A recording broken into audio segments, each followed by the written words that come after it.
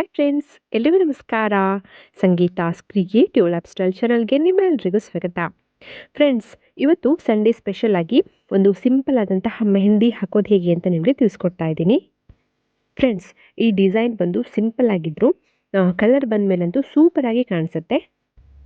ನಿಮಗೆ ಮೆಹಂದಿ ಅಂದರೆ ತುಂಬ ಇಷ್ಟ ಇದ್ದು ನಿಮಗೆ ಹಾಕೋದಕ್ಕೆ ಬರೋದಿಲ್ಲ, ನೀವು ಬಿಗಿನರ್ ಅಂತ ಅಂದರೂ ಕೂಡ ಇವತ್ತಿನ ಡಿಸೈನನ್ನು ಖಂಡಿತ ಟ್ರೈ ಮಾಡಿ, ಸೂಪರಾಗಿ ಹಾಕೊಳ್ತೀರಾ.